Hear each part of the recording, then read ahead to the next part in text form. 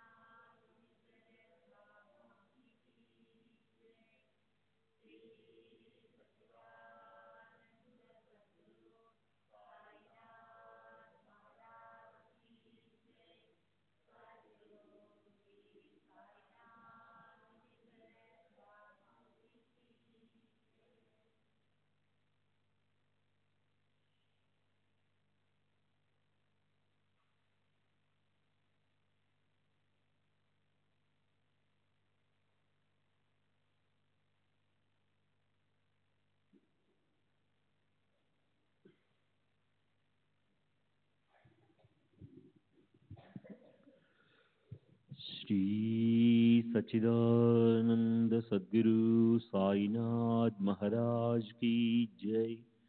सद्गुरु श्री साईनाथ शरद बाबू जी की जय। శ్రీ సాయినాథాయ నమః. శ్రీ సాయిబాబా సత్య చరిత్ర 49వ అధ్యాయానికి పరిపూర్ణ వివరణ. ఈ అధ్యాయంలో హరి కాన్హోబా, సోమదేవజీ స్వామిల కథను విని మనకి శ్రీ సాయిబాబా యొక్క ఉదారమైన గొప్ప మనసు తెలుస్తుంది. వీరిద్దరికీ సాయిబాబా పట్ల భక్తి లేదు, పైగా శంకలే ఉన్నాయి. సోమదేవ స్వామికి కోపం కూడా ఉంది. ఇద్దరు కూడా బాబాను పరీక్షించడానికి వచ్చారు.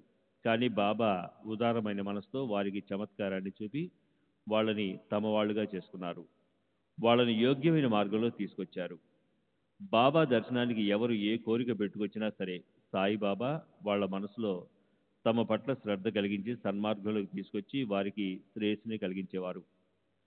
భక్తులు భక్తియుక్త అంతఃకరణతో ఉన్నా లేక పరిహసించేవారైనా సాయిబాబా ఇద్దరిపైన ఒకేలా కృప చూపించేవారు.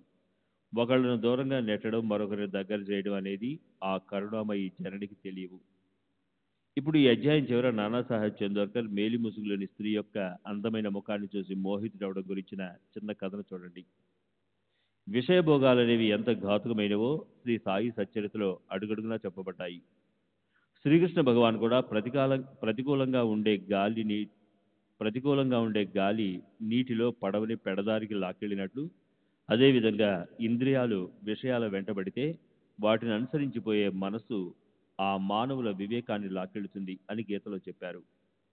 ఆ తర్వాత రాబోయే మోసాన్ని సూచనగా ఇచ్చారు.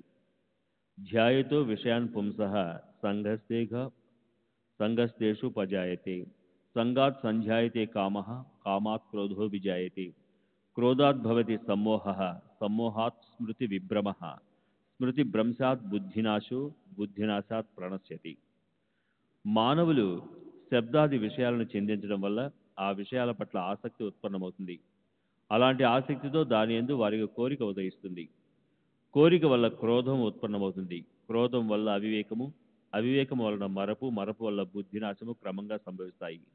బుద్ధినాశంతో చివరికి పూర్తిగా చెడిన వారవుతారు. మొత్తానికి విషయభోగాలు సంసారంలో మానవుల శక్తిని క్షీణింపజేసి బుద్ధిని నశింపజేస్తాయి. పారమార్థిక మార్గంలో కూడా ఇవి ఎంతో అవరోధాలు. విషయాలపై ఏమాత్రం అభిలాష పెట్టుకున్నా అది పారమార్థిక సుఖాన్ని నశింపజేస్తుంది. కనుక వాటిని పూర్తిగా త్యజిస్తేనే మీకు మోక్షం ప్రాప్తిస్తుంది. ఇంద్రియ నిగ్రహం కాకపోతే సహజంగా కలిగే విషయ సుఖాల పట్ల విరక్తి, అంతరాత్మ యొక్క ప్రత్యక్ష దర్శనం లేదా దాని యథార్థ జ్ఞానాన్ని పొందడం అసాధ్యం. ఇంద్రియాలపై ఆధిపత్యం సంపాదించిన వారికే పారమార్థిక అంతిమ ధ్యేయం అంటే పరమగతి లేక మోక్షం ప్రాప్తిస్తుంది. వివేకశీల బుద్ధికి సారథి మనసు అనే కళ్యాణ్ణి స్వాధీనం చేసుకున్న మానవుడు సంసారాన్ని తరించిపోయి సర్వవ్యాపకుడైన పరబ్రహ్మ పురుషోత్తముడి సుప్రసిద్ధ పరమ పదవిని ప్రాప్తింపజేసుకుంటాడు. ఇతరులు మార్గంలో అలసిపోతారు. యదా సంహారతే ఛాయం కూర్మోంగానీవ సర్వశః ఇంద్రియాణీంద్రియార్థేభ్యస్తస్య ప్రజ్ఞా ప్రతిష్ఠిత. తాబేలు తన అవయవాలను అన్ని వైపుల నుంచి లోపలికి ముడుచుకున్నట్లు మానవులు తన ఇంద్రియాలను ఇంద్రియార్థాలైన విషయాల నుంచి సర్వత్రా వెనక్కి మరల్చినప్పుడే వారికి జ్ఞానము స్థిరమవుతుంది. అంటే అతను స్థితప్రజ్ఞుడవుతాడు. యదా పంచావతిష్టతే జ్ఞానాన్ని మనసా సహ బుద్ధిశ్చన విచేష్టతి తమాహు పరమాగమిం. యోగాభ్యాసం చేస్తుంటే మనసుతో పాటు 5 జ్ఞానేంద్రియాలు ఎంతో స్థిరమైపోతాయి. బుద్ధి కూడా ఏ పనులు చేయకుండా ఉండిపోతుంది. ఆ స్థితిని యోగలో పరమోచ్చ స్థితి అంటారు. కనుకే విషయభోగాల నుంచి నివృత్తి కలగడం కోసం ఇంద్రియాలపై ఆధిపత్యం పొందడానికి శ్రీ సాయి సచ్చరిత్రలో హేమాడ్ పంత్ 2 ఉపాయాలు చెప్పారు. మొదటి ఉపాయం, ఇంద్రియాలనే గుర్రాలను మనసు అనే కళ్ళెంతో బుద్ధి అనే సారథ్యత స్వాధీనంలో ఉంచుకోవాలి. 2, ఇంద్రియాలు విషయం లేకుండా ఉండవు కనుక మరో ఉపాయంతో ఆ ఇంద్రియాలన్నింటినీ హరి లేదా గురు సేవలో పెట్టాలి. అప్పుడు అవి ఘాతకం కాకుండా శ్రేయస్కరమవుతాయి అని చెప్పారు.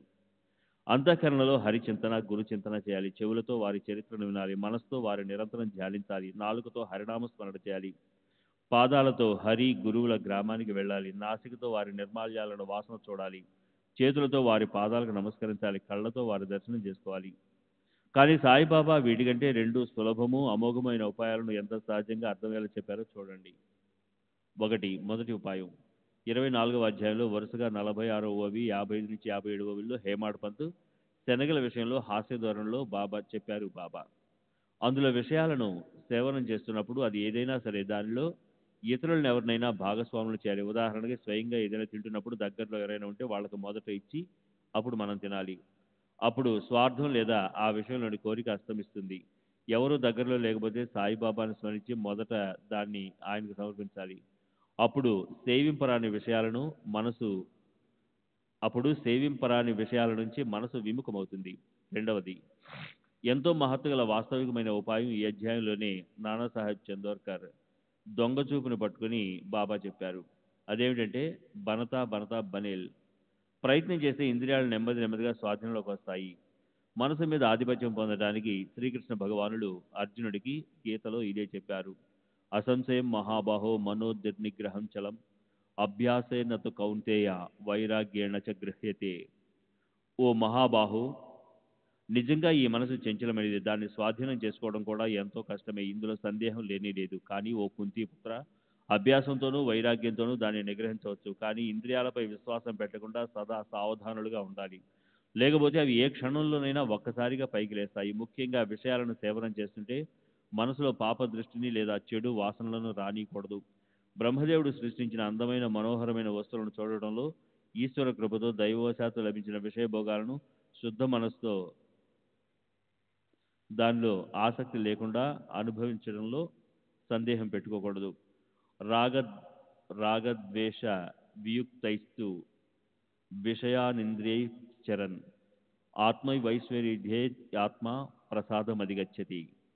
స్వాధీనమైన మనసు గలవాడు రాగద్వేష రహితులు.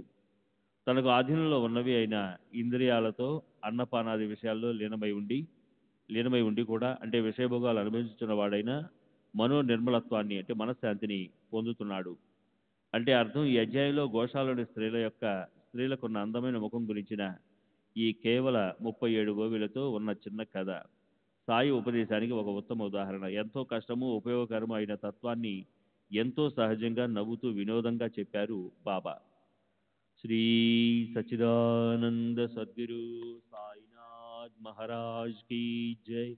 సద్గురు శ్రీ సాయినాథ్ నిశరద్ బాబూజీ కీ జై.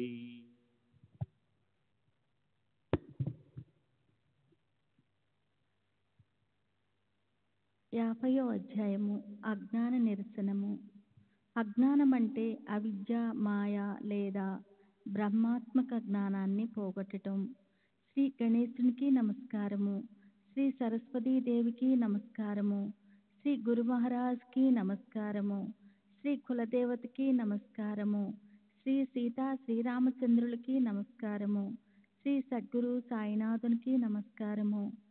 జన్మనిచ్చే తల్లిదండ్రుల ఉపకారానికి అంతం లేదు. వారే నాకు మానవ దేహాన్ని ఇచ్చారు. నా అదృష్టం వల్ల నేను వారి కడుపున క్రిమికీటకంగా జన్మించలేదు, లేక తల్లి కడుపుకి బాధాకరమయ్యే అంధుడుగాను, కుంటివాడుగాను, చెవిటివాడుగాను, మూగవాడుగాను జన్మించలేదు. చక్కని దేహదారుఢ్యంతో జన్మించాను. ఈశ్వర కృప వల్ల నేను, దేవతలు కూడా ఎవరి పాదాలకు నమస్కరిస్తారో ఆ ఉత్తమ బ్రాహ్మణ వర్ణంలో జన్మించి ఎంతో అదృష్టవంతుడయ్యాను.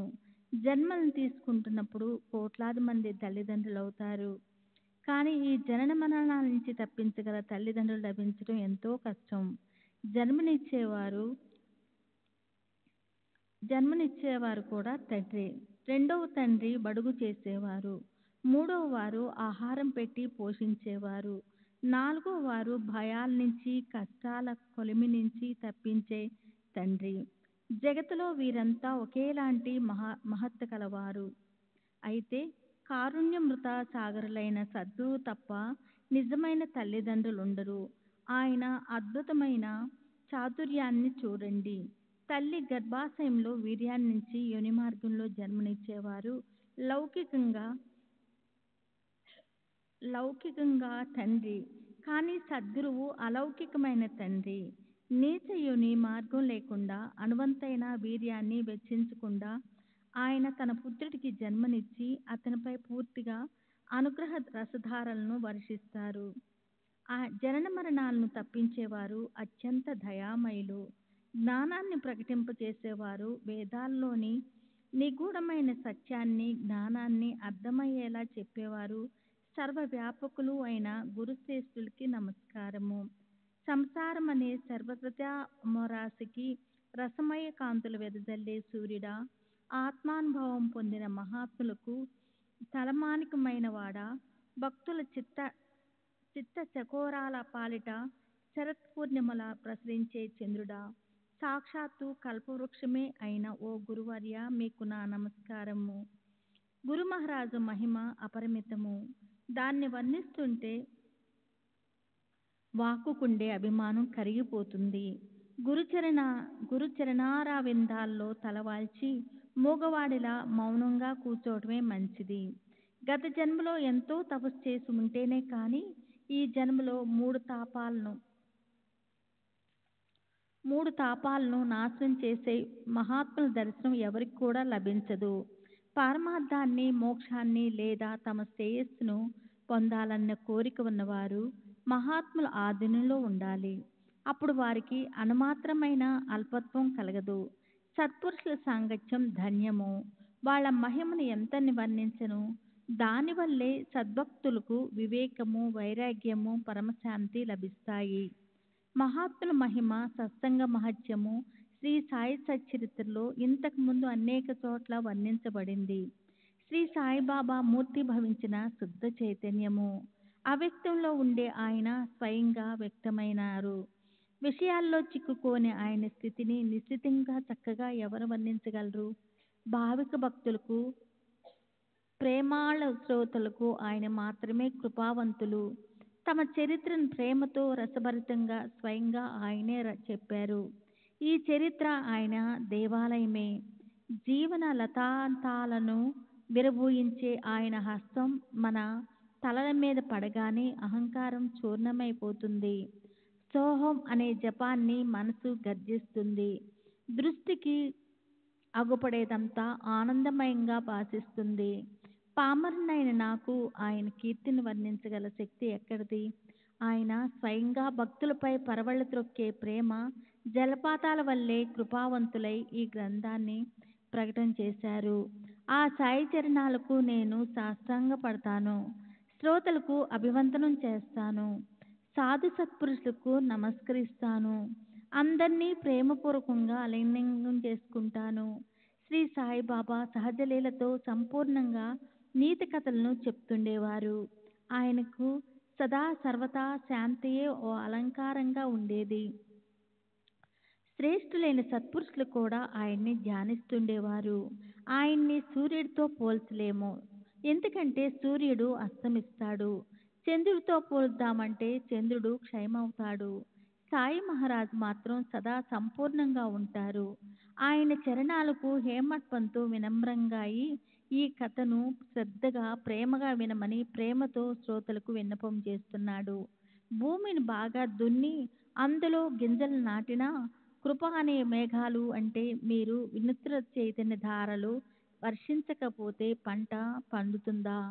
సత్పురుషుల కథ చెవిని పడితే పాతకాలన్న మాటే మిగలదు. పుణ్యం ఉదయిస్తుంది. ఆ పండుగ లాభాన్ని పొందాలి. మనకు సౌలౌక్యము, సామీప్యము, సారూప్యము, సాయుజ్యము అనే 4 ముక్తుల్లోనూ ఆసక్తి లేదు. సాయిబాబా పట్ల నిశ్చల భక్తి కలగాలి. అదే మనకి ఎంతో శ్రేష్టమైన ప్రాప్తి. మనం అసలు బద్ధులమే కాదు. అలాంటప్పుడు ముక్తితో మనకేం సంబంధం? మనలో మహాత్ముల పట్ల భక్తి జాగృతం కావాలి. దానివల్ల మన అంతఃకరణ శుద్ధమవుతుంది. ఎక్కడ నేను, నీవు అనే స్ఫూర్తి ఉండదో, అలాంటి సహజ స్థితి, అభేద భక్తి ఉందో అదే మనకు కావాలి. అదే సాయిబాబాని మనం అడుగుదాం.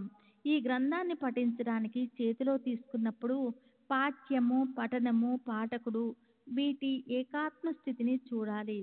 హేమట్ పంతును వదిలేయాలి. ఎందుకంటే అతను ఈ సచ్చరిత్రకు కర్త కాదు. భక్తుల శ్రేయస్సు కోసం కేవలం అతను ఒక నిమిత్త మాత్రుడు, కారణమయ్యాడు అని శ్రోతలకు నేను విన్నపం చేస్తున్నాను. అదృష్టపాశ్చాత్తు దొరికిన ముత్యపు చిప్పను పారేస్తే వారి చేతికి రావాల్సిన ముత్యాలు పోతాయి. అంటే పవిత్రమైనదిగా భావించబడే అశ్వత్థ వృక్షపు వ్రేళ్లతో మనకేం పని? తమ శ్రేయస్సు కోసం మానవులు ఉదాసీనంగా ఉండకూడదు. ఇక్కడ శబ్ద మాత్రాలతో మాట్లాడించేవారు శ్రీ సాయిబాబా తప్ప మరెవరూ కాదు. ఆయనే శ్రావ్యము, శ్రవణము, శ్రోత. ఆ ఏకాత్మతను చలించనీయకూడదు. అక్కడ వినడానికి చెవులు ఆధారపూర్వకంగా తయారు కాకపోతే, మనసు ఏకాగ్రంగా లేకపోతే అది అసలు పఠనమే కాదు.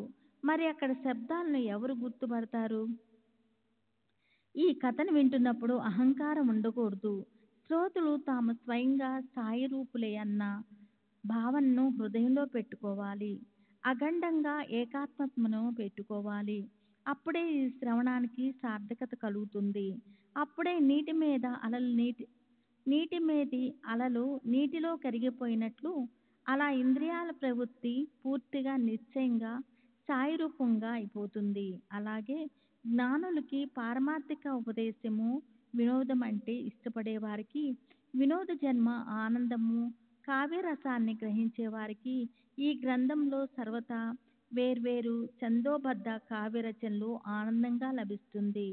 సరే, ఈ సత్యచరిత్రలో ఇంతకుముందు 39వ అధ్యాయంలో తమ ఉత్తమ భక్తుడు ఒకతనికి శ్రీ సాయి సమర్థలు చేసిన ఉపదేశం గురించిన వర్ణన అయింది.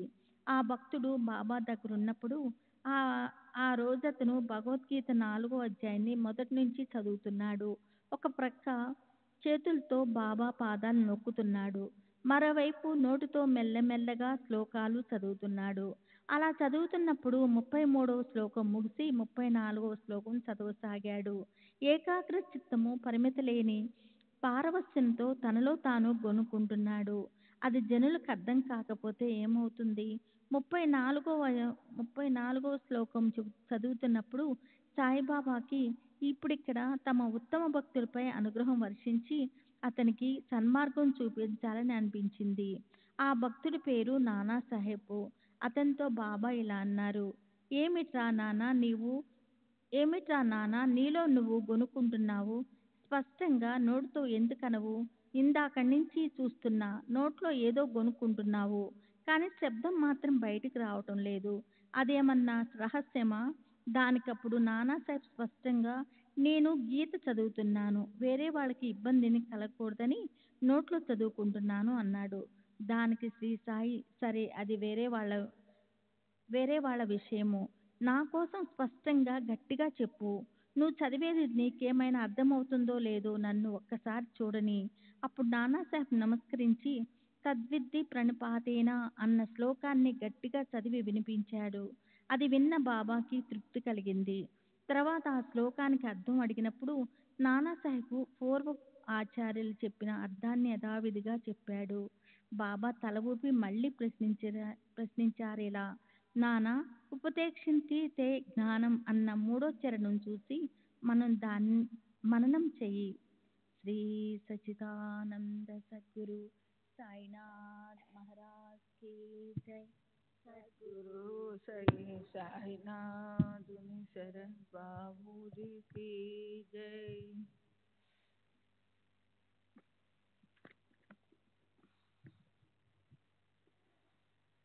అందులోని తే అన్న అక్షరం తరువాత ఆ కారం అర్థం యొక్క అవగ్రహ ఆ లోపించడాన్ని చూపించే ఎస్ అనే చిహ్నాన్ని పెట్టడం వల్ల ఆ ఏ అజ్ఞానం అన్న శబ్దం వల్ల దాని అర్థం తిరగబడుతుందేమో చూడు. శంకరానందులు, జ్ఞానేశ్వరుడు, ఆనందగిరి, శ్రీధరుడు, మధుసూదనుడు మొదలైన భాష్యకారులు జ్ఞానపరంగా చెప్పిన అర్థం అందరికీ ఎలా అంగీకారయోగ్యమైందో నాకు కూడా తెలుసు. కానీ అవగ్రహం పెట్టడం వల్ల వచ్చే విశేషమైన అర్థాన్ని తెలిసి మనం వ్యర్థంగా ఎందుకు పోగొట్టుకోవాలి అన్నారు. కృప రూప మేఘమే అయిన సాయిబాబా భక్త రూప చకోరం లేదా చాతక పక్షి కోసం బోధ రూప అమృత కణాలను వర్షించడం గురించిన వర్ణన ఇదివరకే అయ్యింది. కానీ సాయి లీలా మాసపత్రిక పాఠకులందరికీ ఈ అర్థం సమంజసమా అనిపించలేదు. కొందరికి దీని విషయంలో సందేహాలు మిగిలిపోయాయి. అది ఆశ్చర్యం కదూ. సరే, వారికి తృప్తి కలిగే విధంగా అజ్ఞానం అనే శబ్దాన్ని ప్రతిపాదించడం కోసం ప్రామాణికంగా మరో చిన్న ప్రయత్నం చేస్తాను నేను.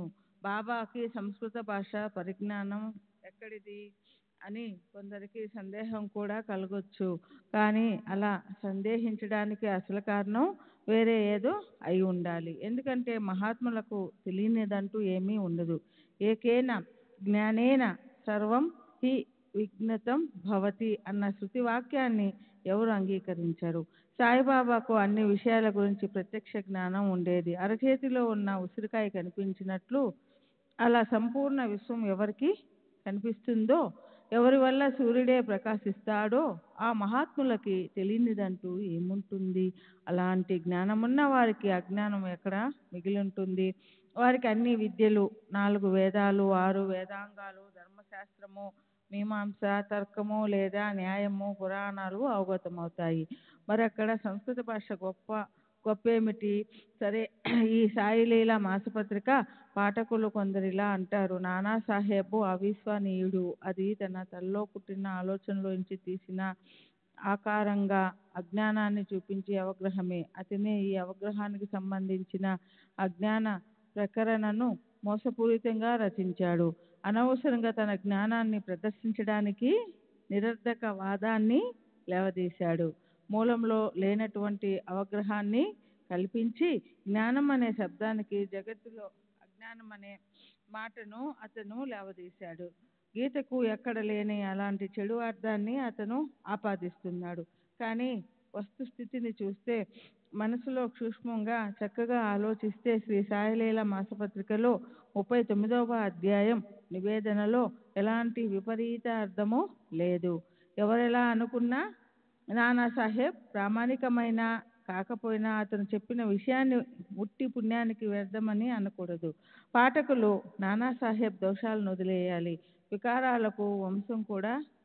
వికారాలకు వశం కాకుండా దృష్టి దోషాన్ని దూరం చేసుకుంటే నానాకున్న పూర్తి నిష్కప్ట్యం కనిపిస్తుంది. ఉత్తమోత్తమైన శ్రీ సాయిలీల మాసపత్రికలోని 39వ అధ్యాయాన్ని చదవకపోతే ఈ అధ్యాయంలో సహజంగా ముందుకు పోలేము. శ్రీకృష్ణుని నోటి నుండి జాలువారిన భగవద్గీతలోని జ్ఞాన యజ్ఞం గురించి 4వ అధ్యాయంలోని 34వ శ్లోకంలో అజ్ఞానం గురించి ఆయన ప్రవచించారు. తద్వినితి ప్రణిపాతేన పరిప్రశ్నేన సేవయా ఉపదేక్షాంతి తే జ్ఞానం జ్ఞానిన సత్వదర్శనం. ఇది గీతకి మూల శ్లోకం. అందులోని 3వ చరణంలో చూడండి. జ్ఞానం అనే పదానికి ముందు ఒక అవగ్రహాన్ని పెడితే అప్పుడు అది అజ్ఞానం అనే పదాన్ని సూచిస్తుంది. మనసులో అవగ్రహాన్ని తీసుకురాకపోతే అప్పుడు జ్ఞానం అనే పదమే నిస్సందేహంగా వస్తుంది. దీనికి విరుద్ధంగా ఒక రకమైన మొండువాదం ఎవరు చేయరు. ఈ అర్థం అన్ని చోట్ల స్వీకరించదగినది.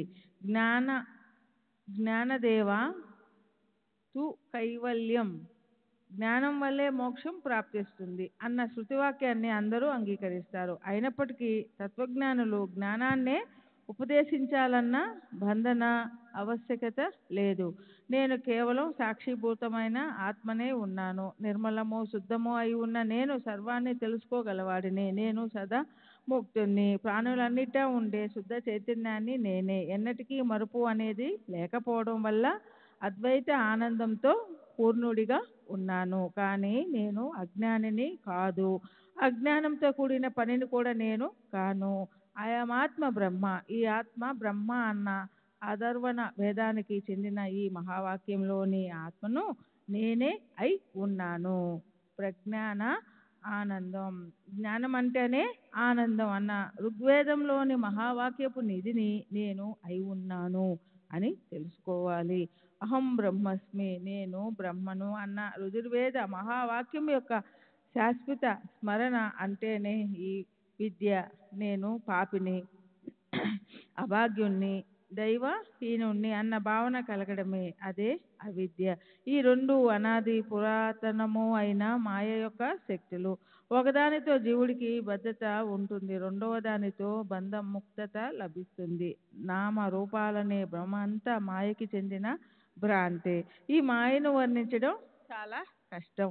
దీన్ని దాటి వెళ్ళడం అంతకన్నా మరీ కష్టం. కల్పనకు స్ఫురణ ఎక్కడి నుంచి కలుగుతుందో అదే మాయకు నివాస స్థలం. బంధన ముక్తి అనే రెండు స్థితులు కల్పన నుంచే ఉదయిస్తాయి. జ్ఞానదేవ తు కైవల్యం అన్న సిద్ధాంతం ఎంతో నిజం. కానీ పాపకర్మలు నశించినంత వరకు జ్ఞానోదయం కాజాలదు.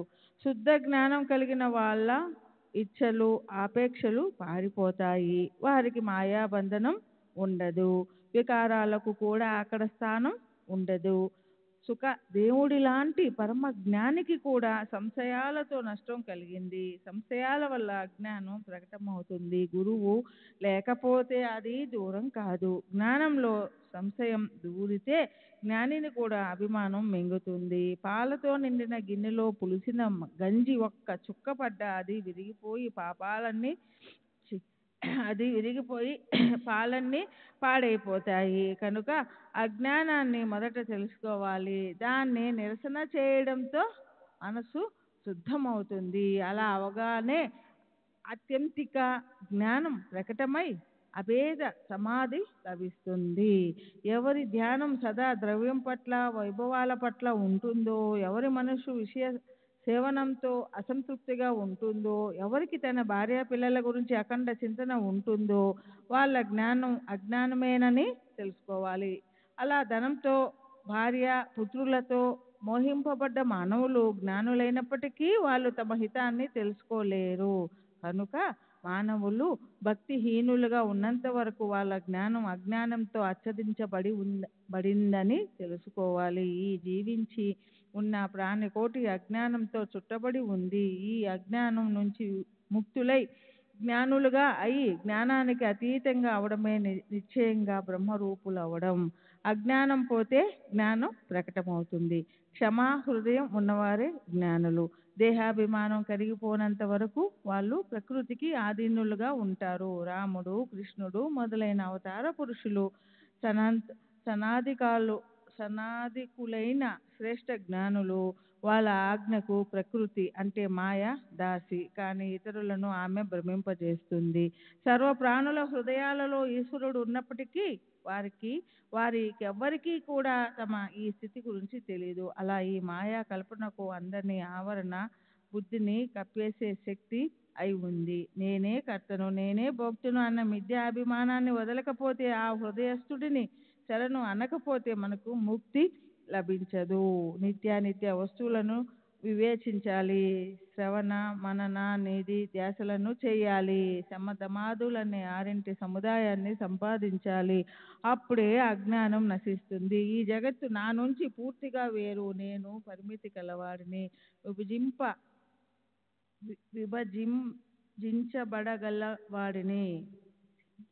విభజించబడగలవాడిని. నేను అంటే ఈ దేహమే అన్న చిహ్నమే శుద్ధ అజ్ఞానం. శ్రీ సచ్చిదానంద సద్గురు సాయినాథ్ మహారాజ్ కీ జై. సద్గురు శ్రీ సాయినాథుని శరత్ బాబూజీ కీ జై. శ్రీ సచ్చిదానంద సద్గురు సాయినాథ్ మహారాజ్ కీ జై. సద్గురు శ్రీ సాయినాథుని శరత్ బాబూజీకి జై. జ్ఞానాన్ని ప్రసాదించగల వేద శాస్త్రాల్లో పరమ కృపావంతులైన భాష్యకారులు అనుబంధ చతుష్టయాన్ని విస్మృతంగా వర్ణించారు. అవి అధికారి, విషయము, సంబంధము. వీటితో పాటు 4వది ప్రయోజనము. ఈ ప్రయోజనం గురించి వివేచిస్తే అజ్ఞానం నశించిపోగల మార్గం తెలుస్తుంది. జీవుడు, బ్రహ్మ వీటి ఐక్యతే వేదాంతంలోని ముఖ్య విషయం. ఈ ఐక్య సిద్ధాంతానికి అంతర్గతంగా ఉన్న అజ్ఞానం నశించటమే ప్రయోజనం. ఆ మూల అజ్ఞానం యొక్క నివృత్తి అంటే స్వరూప ప్రాప్తి. కనుక నానా రకాల యుక్తులు చేసి అజ్ఞానాన్ని నశింపచేయడం అవసరం. ఎవరి భేద దృష్టి నిరసన కాదో వాళ్ళు జ్ఞానులు కారు. దేహాభిమానం ఉండే వాళ్ళ జ్ఞానాన్ని అజ్ఞానమనే అనాలి. స్వయంగా జ్ఞానిని అనిపించుకునేవాడు అయోగ్య కర్మలను ఆచరిస్తూ ఉంటే అతని ప్రజ్ఞ తగలపడినట్లే. అతన్ని నిద్రించే కుంభకర్ణుడని అనాలి. ఎవరి ప్రవర్తన వేదాలకు విరుద్ధంగా ఉంటుందో, ఎవరు వర్ణాశ్రమ నియమాలు పాటించరో వారి చిత్తశుద్ధికి సాధనం వారి అవిద్యను నశింపచేయటం ఒక్కటే.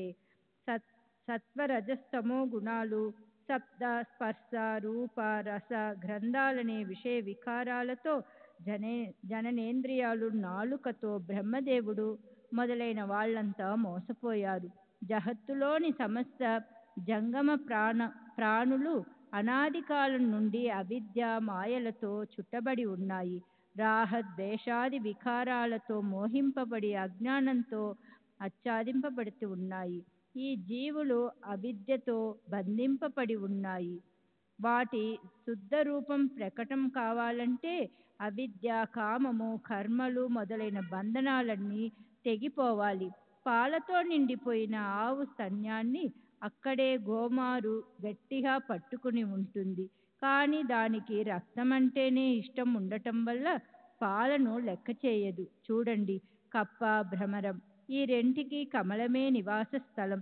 కానీ భ్రమరం కమలంలోని వరాహధూళిలో విహరిస్తుంది.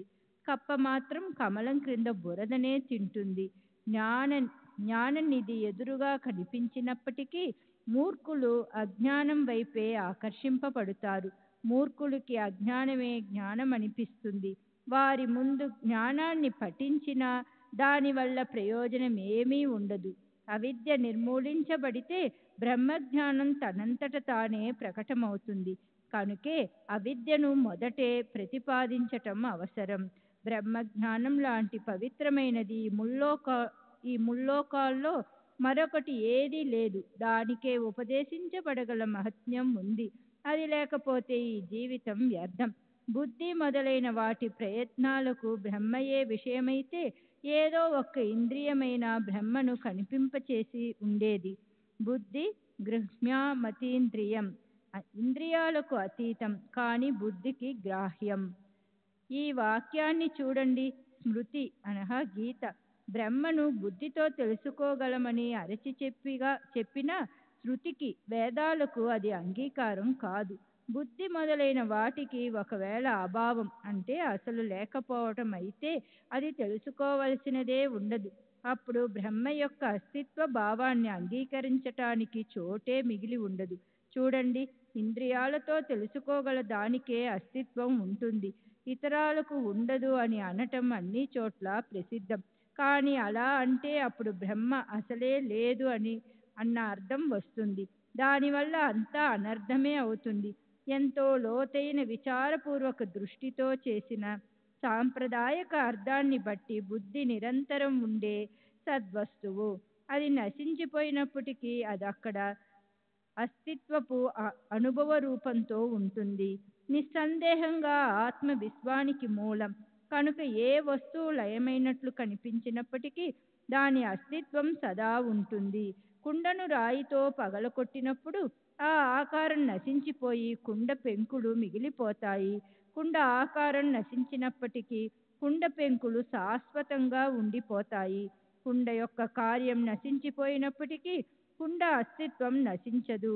కుండ పెంకులు కుండ శాశ్వతతకు కారణమవుతాయి. దాని ఆకారాన్ని అంగీకరించటంలో కార్యం యొక్క అస్తిత్వపు అంశం అందులో మిగిలి ఉంటుంది. ఏ రకమైన కార్యమైనా అది విసర్జించబడిన తరువాత చివరికి ఎన్నటికీ శూన్యమవదు. లయం అనేదే ఎల్లప్పుడూ అస్తిత్వ నిష్ఠ. అంటే లయమైనప్పటికీ ఆ వస్తువు అస్తిత్వం సూక్ష్మ రూపంలో సదా ఉండిపోతుంది. దీనికి ప్రమాణికం చక్కని బుద్ధి లేదా సత్ప్రవృత్తి. ఇవి సత్యమనే అనుభవం కింద దాక్కుని ఉంటాయి. సమస్త తీర్థాలు పవిత్రమైనవే, కానీ జ్ఞానమన్నది పరమ పవిత్రమైనది. ఈ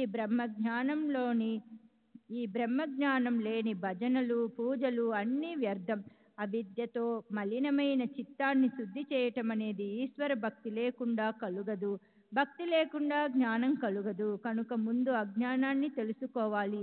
దానికి సంబంధించిన స్పష్టమైన సమాచారాన్ని, దాని వర్ధనని వింటే దాని బంధనం నుంచి ముక్తి కలుగుతుంది. భక్తే దాన్ని తెలుసుకోగల సాధన. ఎదురు కాళ్లతో పుట్టినవాడి కళ్ళకు అంజనం పెడితే అతని కళ్ళకి భూమిలో నిక్షిప్తంగా ఉన్న ధనం కనిపిస్తుంది. అదేవిధంగా భక్తిని ఆశ్రయిస్తే అజ్ఞానం నశించిపోయి జ్ఞానం ఉదయిస్తుంది. జ్ఞానం అంటేనే ఆత్మస్వరూప ప్రాప్తి. దానికి మూల కారణం అజ్ఞానాన్ని నివృత్తి చేయటమే. ఈశ్వర భక్తి లభించకపోతే మాయాశక్తిని దాటిపోవడం అసాధ్యం. జ్ఞానము అజ్ఞానము పూర్తిగా కలిసిపోయి ఉంటాయి.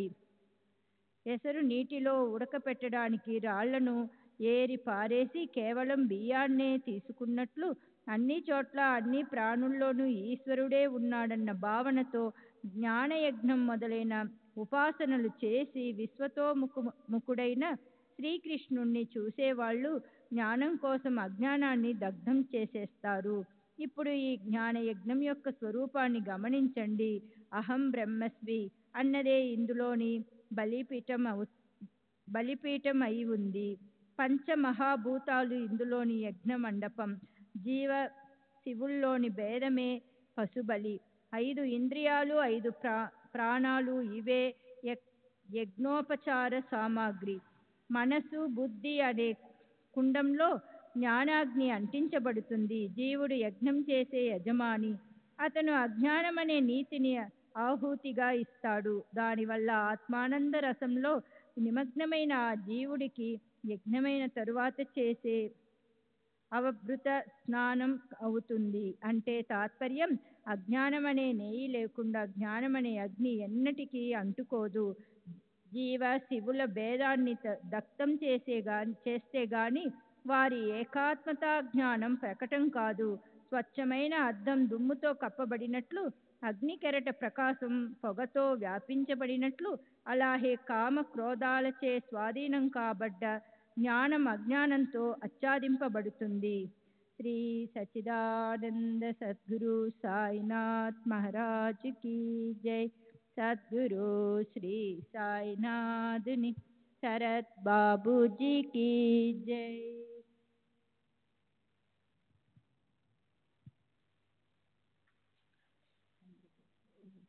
శ్రీ సచ్చిదానంద సద్గురు సాయినాథ్ మహారాజ్ కి జై.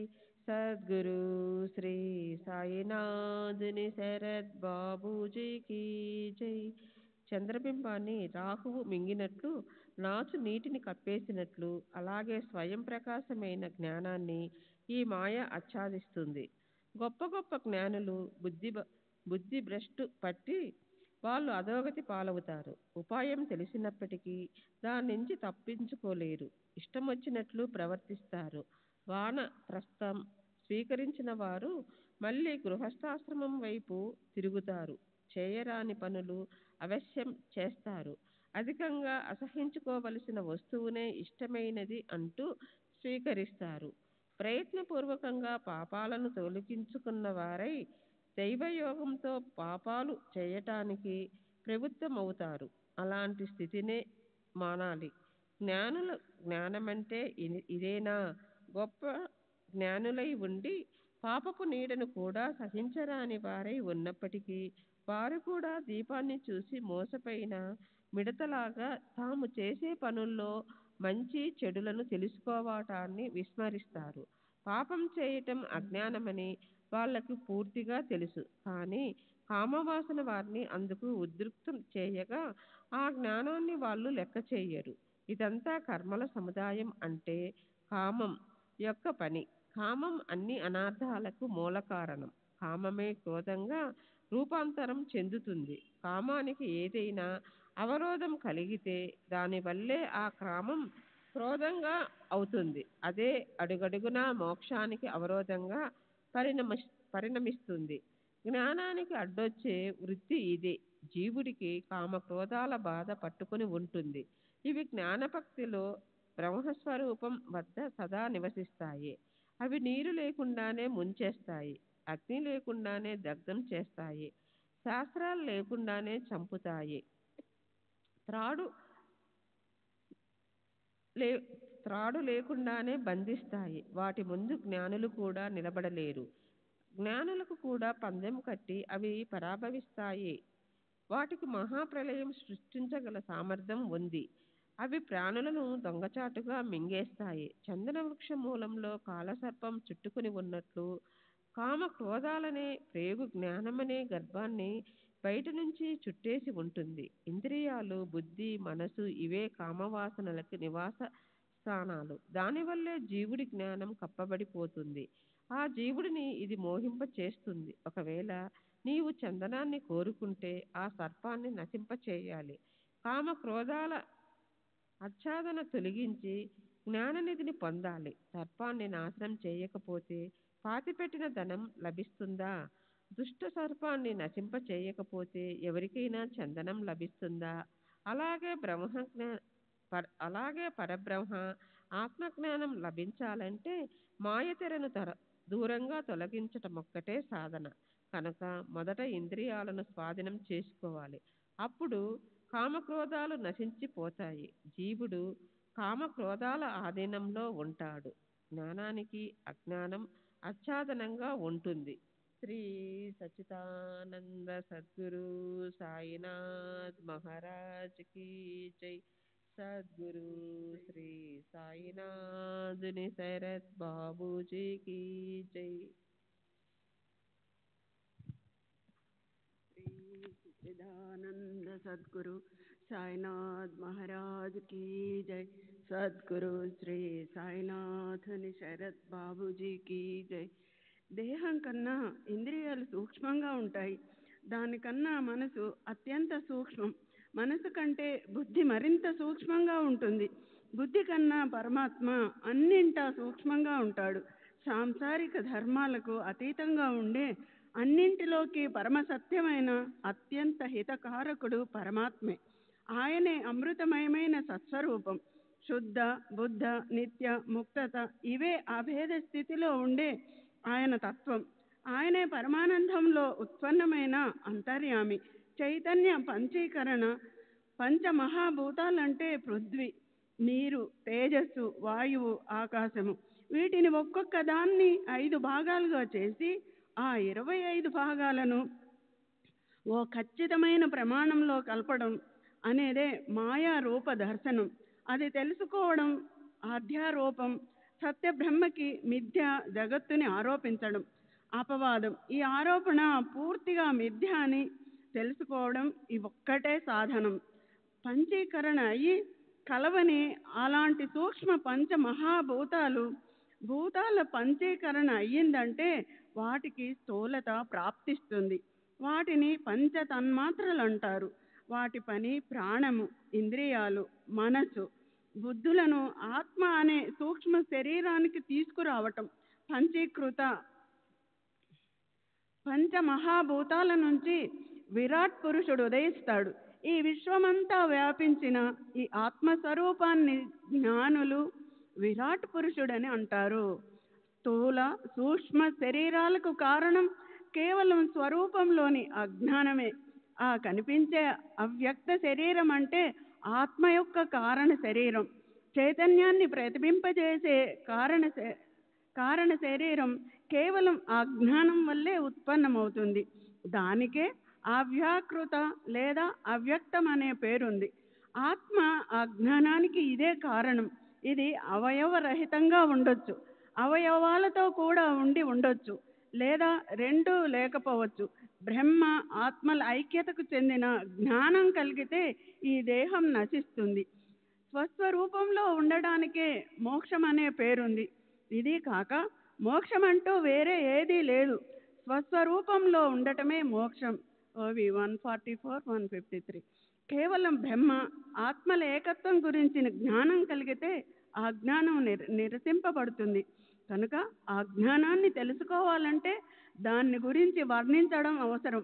అవిద్యతో అది పుష్కల భాగాలుగా విభజింపబడి దానివల్ల బ్రహ్మకి బహుత్వం వచ్చింది. దానికి సత్ అనే పేరు పెట్టబడింది. ఆ ప్రకారంగా అది మాట్లాడటానికి విషయమైంది. మూలంలో అది నిజంగా ఇంద్రియాల అవగాహనకు అందదు. అయినా వాక్కు ద్వారా దాన్ని బుద్ధితో తెలుసుకోగలిగేలా చేసినప్పుడే అది మనసులో ప్రవేశిస్తుంది. ఓంకారం ఆకారానికి వస్తుంది. ఈ ఓంకార బ్రహ్మను ధ్యానించటంతో పాటు ఈశ్వర స్మరణ చేస్తూ దేహాన్ని వదిలేసిన వారు సార్థకులు. చూడండి, గీత 5వ అధ్యాయం 8వ శ్లోకం 13. ఓమిత్యే కాక్షరం బ్రహ్మ వ్యాహారం మానుస్మరణన్ ప్రయాతి త్యజం దేహం సయాతి పరమాంగతి. ఓం అనే ఏకాక్షర బ్రహ్మను ఉచ్చరిస్తూ అంటే నన్ను ఎడతెగక స్మరిస్తూ దేహాన్ని వదిలేసిన వారికి ఉత్తమ గతి లభిస్తుంది. సరే, ఈ నోటితో మాట్లాడగలిగిన బ్రహ్మ అంటే ఓంకారం నుంచి అవ్యక్తం ఉదయిస్తుంది. అవ్యక్తం నుంచి మహాతత్వం, సాంఖ్యలోని 25 తత్వాల్లో 2వ తత్వం అంటే విశుద్ధ సత్వమయ చిత్తం పుడుతుంది. దాని కడుపున అహంకారం ఉత్పన్నమవుతుంది. అహంకారం నుంచి పంచ తన్మాత్రలు, వాటి నుంచి పంచమహాభూతాలు వస్తాయి. చివరికి ఆ పంచమహాభూతాల కడుపునే ఈ జగత్తు నిశ్చయంగా జన్మిస్తుంది. అవిద్య, మాయ వీటి రూపాలను దర్శించడమే ఈ జగత్తు అనే దృశ్యానికి చిహ్నం. ఈ అవిద్యను నిరసించడానికి అజ్ఞాన వివేచన ఆవశ్యకం. అత్యంత విశుద్ధము నిర్మలము అయిన చిన్మాత్ర శుద్ధ జన్మయుక్త కేవల స్వరూపానికి దానికంటే వేరుగా ఉండే శబల స్వరూపాన్ని కల్పలేము. లక్షణాలతో తెలుసుకోవడం లేదా సూచించబడటం బ్రహ్మకు వేరుగా ఉంటుందని తెలుసుకోవాలి. వాచ్యము బ్రహ్మ నుంచి అంటే ఓంకారం నుంచి వేరుగా ఉంటుంది కనుక ఈ అజ్ఞానపు తెరను ఉపదేశ శక్తితో దూరంగా నెట్టేయాలి. నిద్రలో కళ్ళొచ్చినప్పుడు మెలకువతో ఉండే మనసు కళ్ళు లేకపోయినా కూడా త్రిభువనాలన్నింటినీ చూస్తుంది.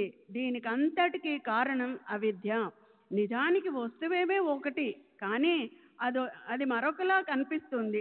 త్రాడు సర్పంలా కనిపిస్తుంది, ముత్యపు చిప్ప వెండిలా భాసిస్తుంది. నిజానికి కేవలం అవి సూర్యకిరణాలు, కానీ మానవులు దాన్ని మృగజలం అంటారు. కేవలం అది మాయ ఆడే ఆటే. జ్ఞానులు కూడా దీని ముందు ఓడిపోతారు. అంటించబడిన కాగడాన్ని చేత్తో గిరగిరా తిప్పినప్పుడు అది అగ్ని కంకణంలా కనిపిస్తుంది. మాయ చేసే గొప్ప చమత్కారమే ఇది. అది చూడబోతే అది నిజానికి అగ్ని కంకణం అనేది అక్కడ ఉండదు, కానీ మాయామోహం అనేది లేని సంసారాన్ని ఉత్పన్నం చేస్తుంది. ఆ ప్రకారంగా నిశ్చయం కలిగితే భ్రమ పోతుంది, సంసారం లయిస్తుంది. నేను దేహాన్ని, ఈమె నా భార్య, ఇది నా ఇల్లు అనే భావనంతా అనవసరపు కష్టం. పుత్రులు, పశువులు మొదలైన తృష్ణపాశాలు ఎంతగానో చుట్టేయటం వల్ల జ్ఞానులు, పండితులు అనబడే వారికి అణుమాత్రమైన సుఖం కలగదు. మేము శాస్త్ర ప్రవీణులం, ప్రజ్ఞానవంతులం, మాలాంటి వారు జగత్తులో మరొకరు లేరు అని వాళ్ళకి మనసులో గొప్ప అభిమానం ఉంటుంది. దానివల్ల వాళ్ళు ఎప్పుడు అసంతృప్తిగా ఉంటారు. దాన్నే మాయ, అజ్ఞానం, అవిద్య, ప్రధాన ప్రకృతి అంటారు. దాని జ్ఞానులు ఆరంభంలోనే నిరసన చేస్తారు. అప్పుడు జ్ఞానం ఉత్పన్నమవుతుంది.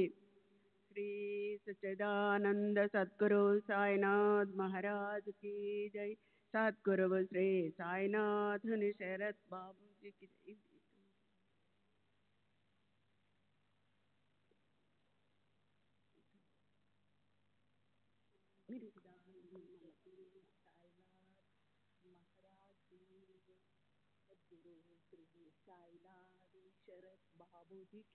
जय.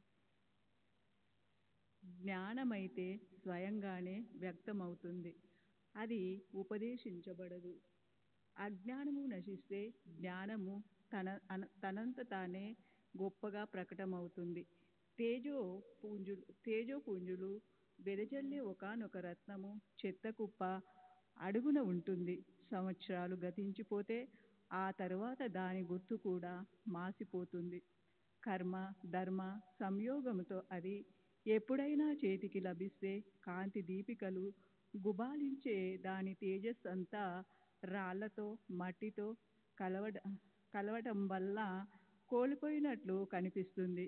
కానీ దాన్నే శుభ్రంగా కడిగి పైనున్న మాలిన్యాన్ని తొలగిస్తే దానికి మునుపటి తేజస్సు వచ్చేస్తుంది. అలాగే ఉంటుంది జ్ఞానవస్థ. మాలిన్యము అంటే అజ్ఞానము.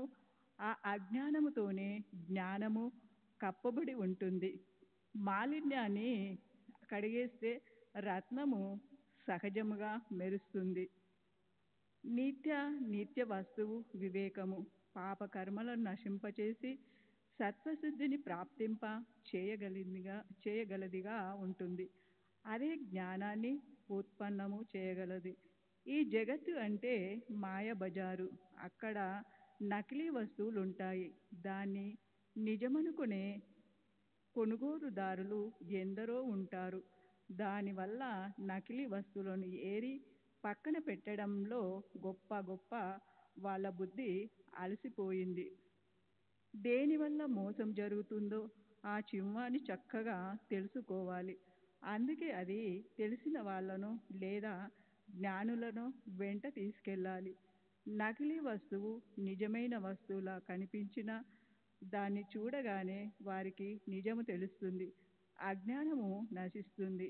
అజ్ఞానము పోయాక జ్ఞానము మిగులుతుంది. మాయ సహజముగా నిరసింపబడుతుంది.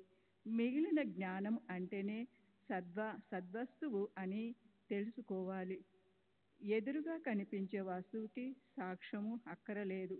బుద్ధి అనే కళ్ళు చక్కగా మెరుస్తున్నప్పటికీ కల్పన అనే అంధకారంతో అవి బడి ఉంటాయి. ఆ అంధకారం గురించి బోధ అయితే ఆ అచ్చుదాన దూరమై బుద్ధి అనే కళ్ళకి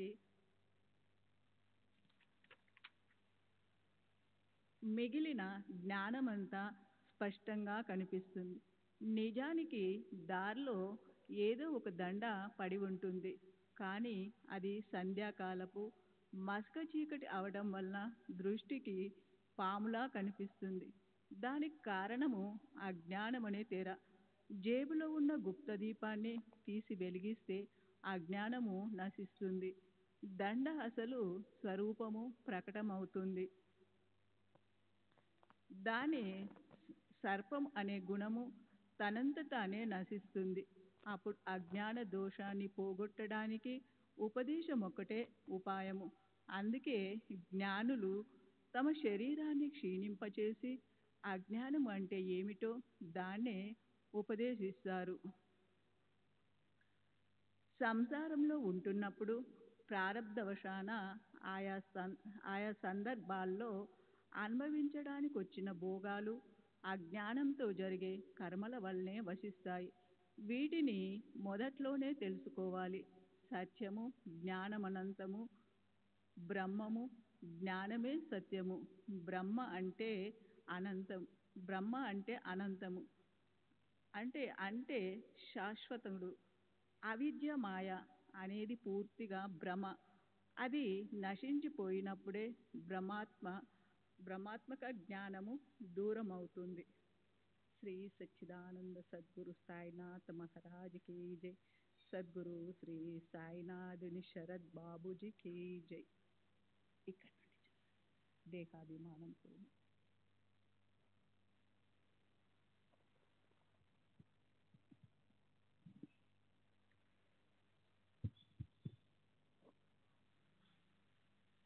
శ్రీ సచ్చిదానంద సద్గురు సాయినాథ్ మహారాజ్ కీ జై. సద్గురు శ్రీ సాయినాథ్ శరత్ బాబూజీ కీ జై. దేహాభిమానం పోని వారిని సజ్ఞానులని ఎలా అనాలి? అభిమానానికి స్థానం మూర్తిభవించిన అజ్ఞానం. దాన్ని మాయ అనే వరదలంటారు. దానిలో ఈ జగత్తు లీనమైపోతుంది. మనసుని భ్రమింపజేసే సంసారానికి మూలాధారం అజ్ఞానం. అజ్ఞానం నుంచే అది ఉదయిస్తుంది. దీని వైభవం కూడా అజ్ఞానం నుంచే పుడుతుంది. ఏకత్వం దగ్గర అనేకత్వపు భావన ఉంటుంది. దానికి మూలస్థానం కూడా అజ్ఞానమే. మసక చీకటిలో దారిలో ఉన్న తాడు అయి ఉండి కూడా పాముగా కనిపిస్తుంది. ఎంతో భీతి కలుగుతుంది. పాము కనిపించటం కేవలం అజ్ఞానం. ఆ అజ్ఞానం నశించకపోతే మనసు భయం నుంచి బయటపడదు. కొందరికి పూలదండలా అనిపిస్తుంది. కొందరి కళ్ళకి కర్రముక్కలా కనిపిస్తుంది. మొత్తానికి అదంతా భ్రాంతే. అది అధీనంలో ఉంచుకోబడని మిథ్యా జ్ఞానం యొక్క చెడు పరిస్థితి.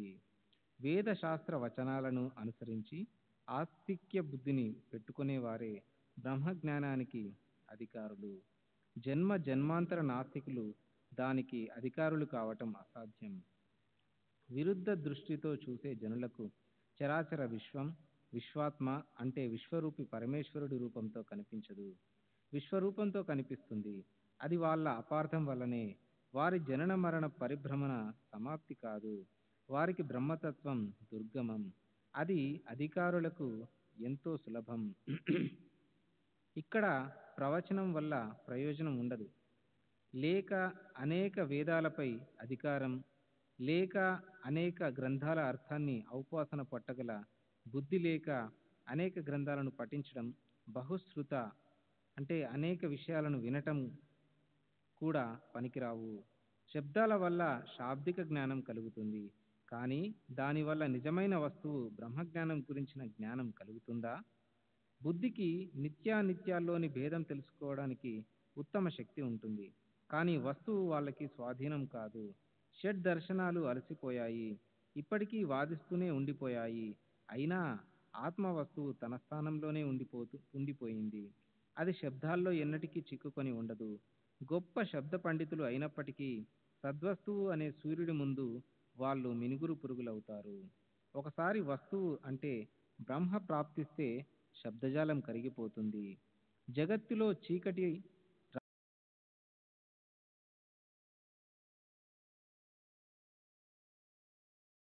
అయినా చదివే విషయం కాని దాన్ని ఎలా ఉపదేశించటం? కనుక ఉదాహరణలతో కథలను చెప్తుంటే వక్తలకి అజ్ఞాన నిరసనమే ధ్యేయం కావాలి. ఆ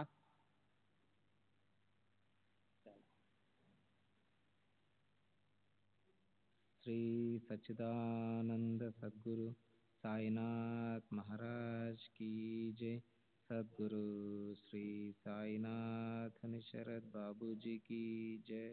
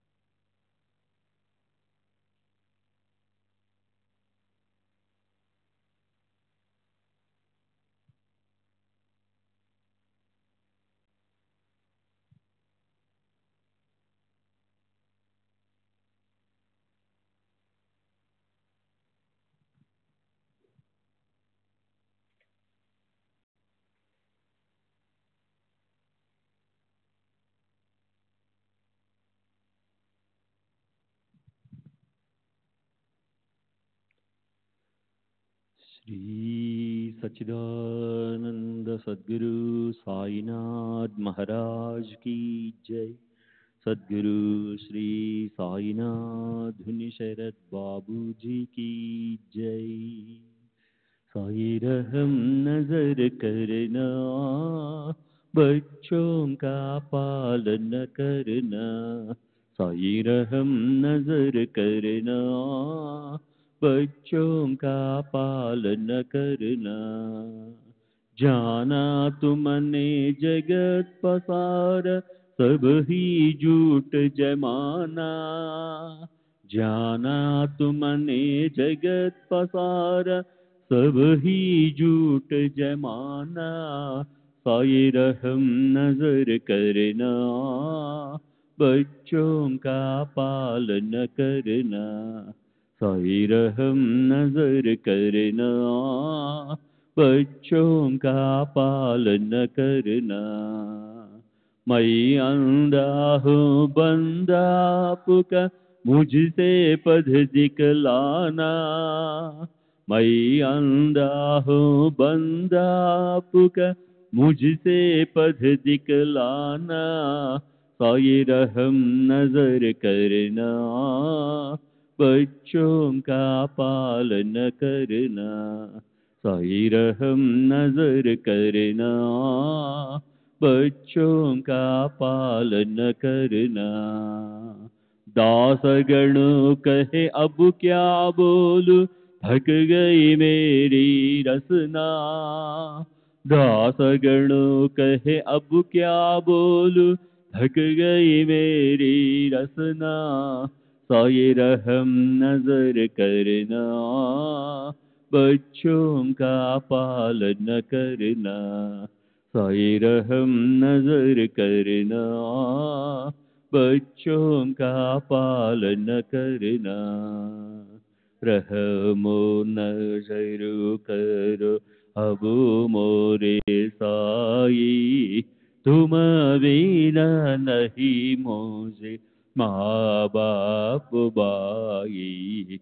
रहमो नजर करो मैं अंधा हूँ बंदा तुम्हारा, मैं अंधा हूँ बंदा तुम्हारा, मैं ना जानू मैं ना जानू मैं ना जानू अल्लाह इलाही।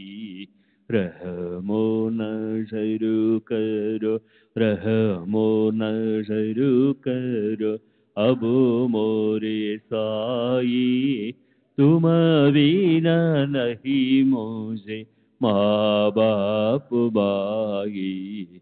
रहमो नजर करो काली जमाना मैंने गमाया, काली जमाना मैंने गमाया, साथी आखिर का साथी आखिर का साथी आखिर का, तुम बिना कोई। रहमो नजर करो रहमो नजर करो अब मोरे साई, तुम बिना नहीं मुझे माँ बाप बाई।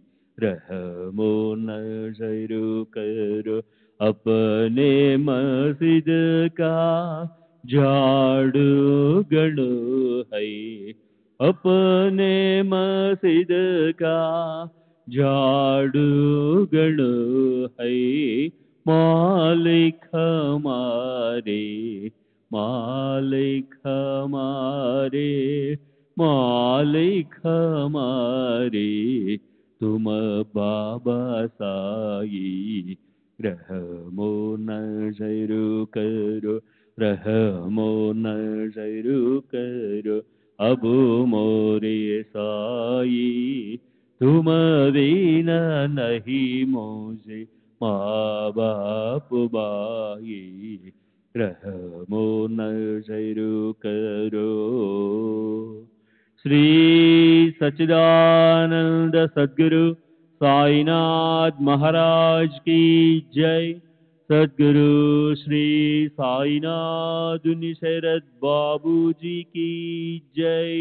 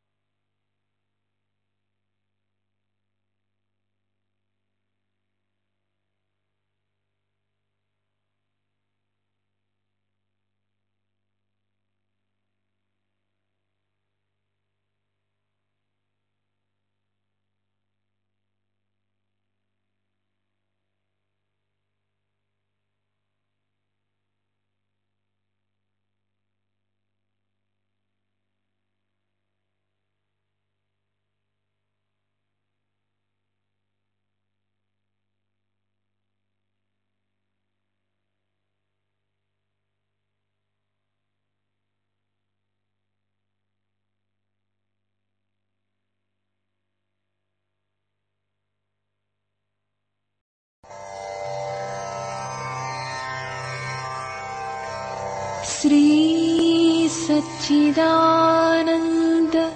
सद्गुरु साईनाथ महाराज की जय।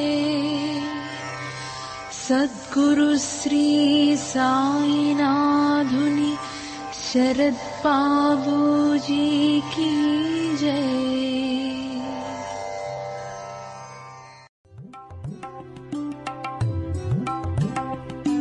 Sai Baba, Sai Baba, Sai Baba.